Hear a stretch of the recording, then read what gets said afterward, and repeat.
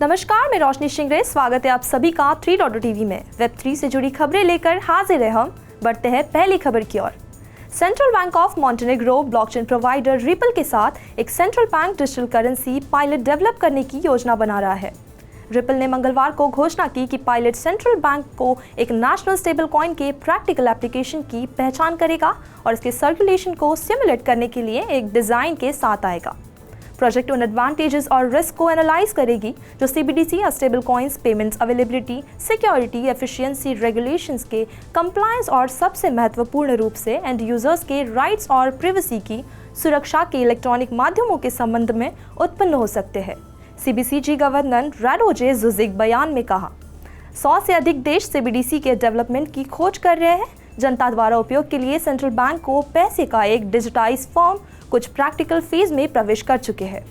Montenegro European union का member है और यूरोजोन का हिस्सा है, इसलिए अगर यूरोपियन सेंट्रल बैंक द्वारा पेश किया जाता है तो डिजिटल यूरो को अपनाना होगा। ईसीबी इस साल के अंत में ऐसा करने के बारे में निर्णय लेने वाला है।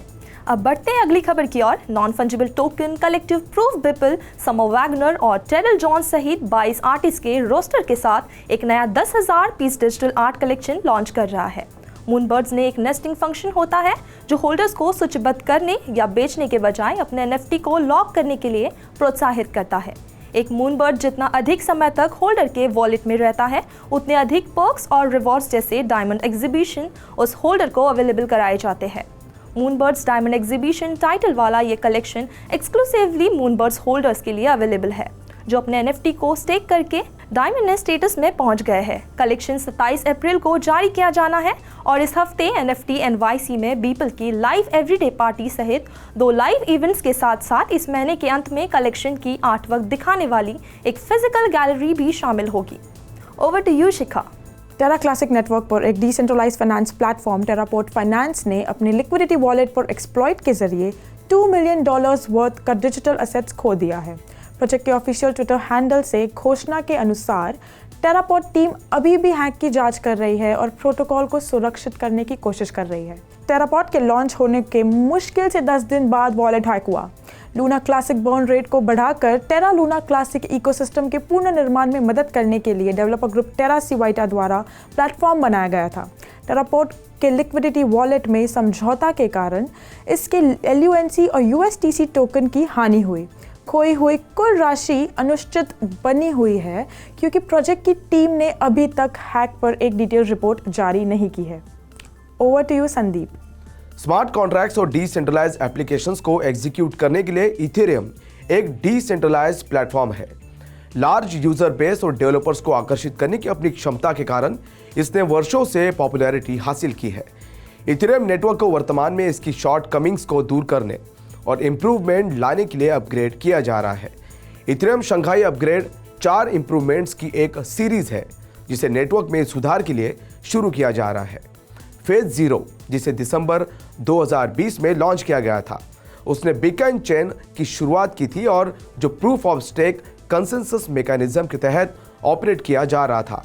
इस नए मैकेनिज्म ने पिछले प्रूफ ऑफ वर्क मैकेनिज्म की जगह ली है, जिस वजह से माइनर्स अब ग्राफिक प्रोसेसिंग यूनिट्स के माध्यम से कॉम्प्लेक्स मैथमेटिकल प्रॉब्लम्स को हल कर सकेंगे। फेज 1 शार्ड चेन को इंट्रोड्यूस करेगा और मेन इथेरियम चेन के पैरेलल चलेगा और साथ ही ब्लॉकचेन को एक साथ अधिक ट्रांजैक्शंस प्रोसेस करने में भी सक्षम बनाएगा।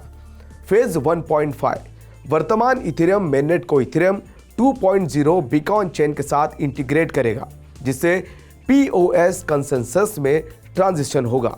यह अपग्रेड नेटवर्क के लिए महत्वपूर्ण है क्योंकि यह ब्लॉकचेन की एनर्जी एफिशिएंसी में काफी वृद्धि करेगा। वही फेज 2 जिसे स्ट्रेट एग्जीक्यूशन के रूप में भी जाना जाता है, शार्ड चेन्स पर स्मार्ट कॉन्ट्रैक्ट्स को एग्जीक्यूट करने की अनुमति देगा। बढ़ते अगली खबर की ओर। एवा लैब्स ने एवलांचे एवरग्रीन सबनेट्स के लॉन्च की घोषणा की है।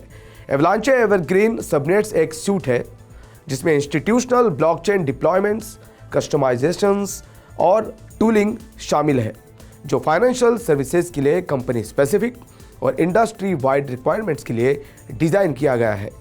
महत्वपूर्ण रूप से evergreen subnets public network development के बेनिफिट्स को बनाए रखते हैं, जबकि ऐतिहासिक रूप से केवल एंटरप्राइज सॉल्यूशंस के भीतर ही पर्टिकुलर फीचर्स को सक्षम करते हैं। इंस्टीट्यूशंस आसानी से रिसर्च एंड डेवलपमेंट पर्पजेस या प्रोडक्शन रेडी यूज केसेस के लिए अपने ओन एवरग्रीन सबनेट्स लॉन्च करने में सक्षम होते हैं, क्योंकि वे process efficiencies, transparency, composability, asset tokenisation और अधिक के आसपास ब्लॉकचेन बेनिफिट्स की खोज जारी रखते हैं। एवरग्रीन सबनेट्स के साथ इंस्टीट्यूशंस एवलांचे रैप मैसेजिंग के नेटिव कम्युनिकेशन प्रोटोकॉल के माध्यम से अन्य सबनेट्स के साथ कम्युनिकेट और इंटरऑपरेट करने की एबिलिटी को बनाए रखते हुए नॉन और अप्रूव्ड काउंटर पार्टीज के साथ प्राइवेट परमिशन चेन्स में अपने ब्लॉकचेन और डिजिटल एसेट स्ट्रेटजीज का पीछा कर सकते हैं। AWM एक मैसेजिंग लेयर प्रदान करता है जो थर्ड पार्टी इंटरमीडियरीज या ब्रिजेस पर रिलाई किए बिना seamless on chain asset swapping, data transfer, conformations और अन्य प्रकार के इंट्रा और इंटर इंस्टीट्यूशनल कम्युनिकेशंस को सक्षम बनाता है। तो आज के लिए बस इतना है। इस Web3 से जुड़ी सभी खबरों को लेकर हम आपसे फिर मिलेंगे। तब तक के लिए देखते रहिए 3.0 TV।